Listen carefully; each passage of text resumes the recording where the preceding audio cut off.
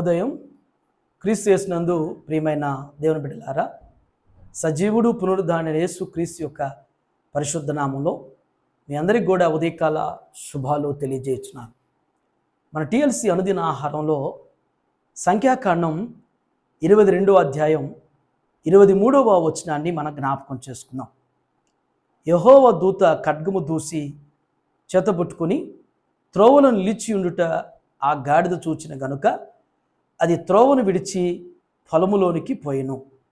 బిలాము గాడిదను దారికి మళ్లింపవలనని దాన్ని కొట్టగా. దేవుని బిడ్డలారా, ఈ మాట ద్వారా ఉదయకాల సమయంలో దేవుడు నీతో నాతో మాట్లాడుతూ ఉన్నాడు. ఇదిను దేవుని బిడ్డలారా, మీరు గమనించినట్లయితే ఆ వచనంలో బిలాము ప్రవక్తను గురించి జ్ఞాపకం చేయబడుతుంది. బిలాము ప్రవక్త ఇశ్రాయేలుకి, దేవునికి ఇశ్రాయేలుకి మధ్యవర్తిగా ప్రవక్తగా ఉన్నటువంటి వాడు. మరి శత్రువు అయినటువంటి రాజు అయినటువంటి బాలాకు మాటకి, బాలాకు ఇచ్చేటువంటి ధనానికి మరి ఆశించినటువంటి వారుగా దేవుణ్ణి మర్చిపోయి ఇశ్రాయేలుకి వ్యతిరేకంగా మరి ప్రవచనం చెప్పటానికి బాలాకు వైపు తిరిగినటువంటి ప్రవక్త బిలాము ప్రవక్త. బాలాక్కి అనుకూలంగా ప్రవచించడానికి, ఇశ్రాయేలుకి వ్యతిరేకంగా ప్రవచనం చెప్పటానికి గాడిద మీద వెలుచూ ఉన్నాడు. ఎంత ఆశ్చర్యమైనటువంటి కార్యం అంటే దేవుని బిడ్డలారా, దేవుని ప్రతినిధి అయినటువంటి ప్రవక్త మార్గమధ్యంలో దూసిన ఖడ్గం చేతబుచ్చుకున్నటువంటి యెహోవా దేవుని దూత నిలుచు ఉంటే బిలాము ప్రవక్త దూతను చూడలేకపోయాడు. దూతను చూడలేనటువంటి కనుదృష్టి కలిగిన వాడుగా బిలాము ఉన్నాడు.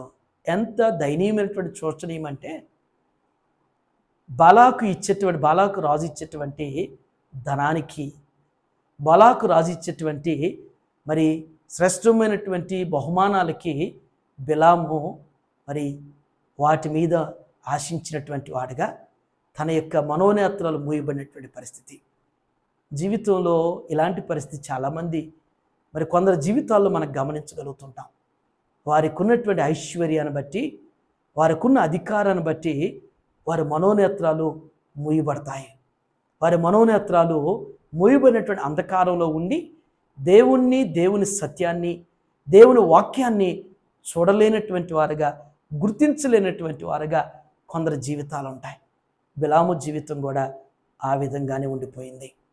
ఆ విధంగానే ఆ స్థితిలోనే ఉన్నటువంటి పరిస్థితి బిలాముది.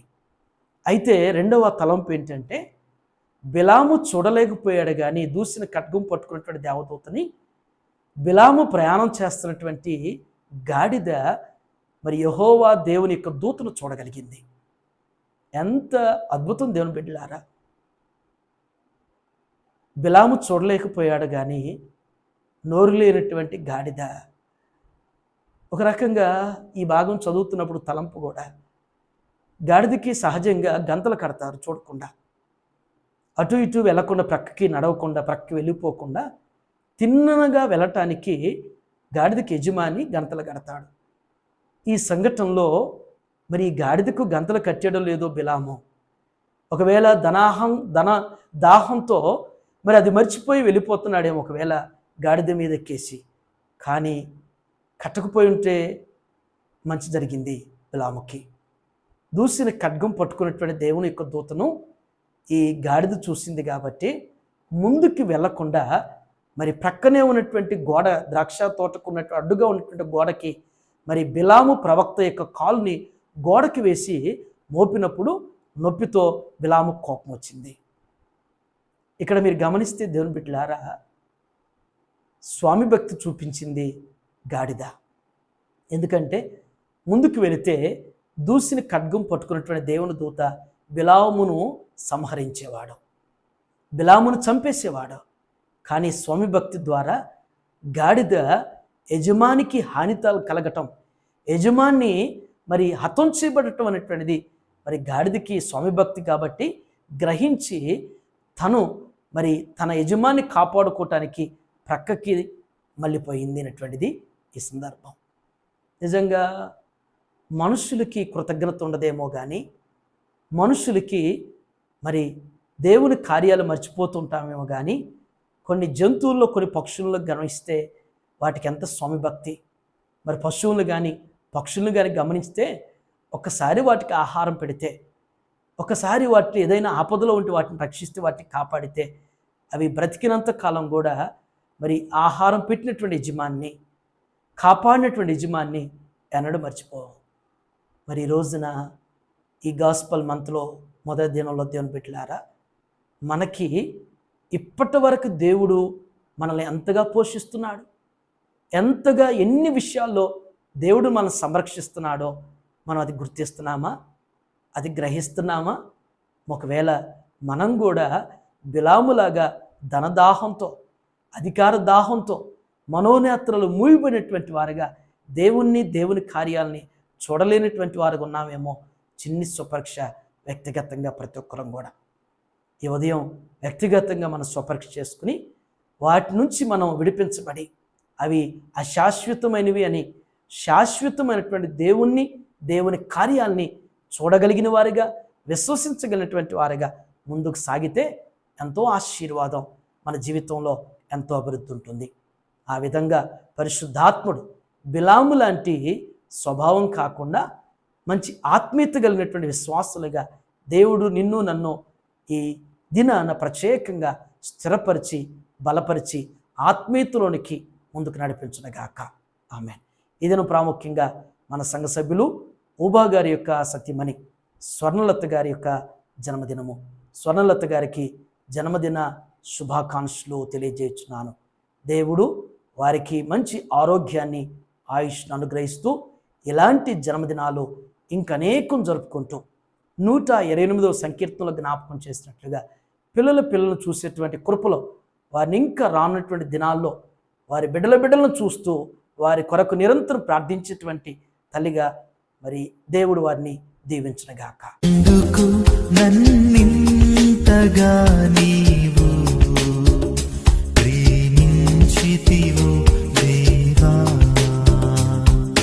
ప్రార్థన చేసుకుందాం. మహోన్నతులైన తండ్రి, కృపగల నాయన, మీకు వందనాలు. బిలాము భక్తిని మాకు జ్ఞాపకం చేశారు నాయన. బిలాము నాయన ధనదాహంతో ఉన్న తండ్రి, మనోనేత్రలు మూయబడినటువంటి వారుగా బలాకు రాజు ఇచ్చేటువంటి ధనం వైపు, విలువైనటువంటి వస్త్రాల వైపు ఆశించి వెళ్ళిపోతున్నప్పుడు నాయన, అయ్యా మూగజీవైనటువంటి గాడిద ద్వారా బిలాముకు బుద్ధి చెప్పించారు. మేము కూడా నా తండ్రి మా స్థితిని బట్టి, మాకున్నటువంటి మీరు ఇచ్చినటువంటి అయ్యా ఆధిక్యతను బట్టి, అధికారాలను బట్టి మీ సన్నిధిని, మిమ్ములను, మీ వాక్యాన్ని మరిచిన వారిగా మేము తిరుగుతూ ఉంటే, ప్రవర్తిస్తూ ఉంటే, బ్రతుకుతూ ఉంటే నాయన క్షమించండి దేవా. ఈ దినం నా తండ్రి గ్రహింపగలిగినటువంటి వారుగా మేము గుర్తెరిగి నా తండ్రి మీకు సమీపంగా, మీ సన్నిధికి దగ్గరగా అయ్యా మీ వాక్యాన్ని నిత్యము అనుసరించేటువంటి ఆత్మీయతలోనికి నడిపించండి. ఈ దినం జన్మదినం జరుపుకున్నటువంటి స్వర్ణలత గారిని జ్ఞాపకం చేసుకోండి. వారికి మంచి ఆరోగ్యాన్ని, ఆయుష్ను అనుగ్రహిస్తున్నాయన మీ కృపలో దీవించి నా తండ్రి వర్ధిలింపచేయమని ఈ దినం నా తండ్రి మరి TLC అనుదిన ఆహారం చూస్తున్న ప్రతి బిడ్డను కూడా ఈ మాసమంతా నాయన ఆయన ఆరోగ్యాలు, సకల సౌభాగ్యం, శాంతి, సమాధాన, సంతోష, సమృద్ధితో, నిత్య సమాధానంతో ప్రతి బిడ్డను, ప్రతి కుటుంబాన్ని కూడా మీరు దీవించి బలపరచమని యేసయ్య నామములో అడుగుచున్నాను తండ్రి. ఆమేన్. దేవుడు మిమ్మల్ని దీవించునుగాక.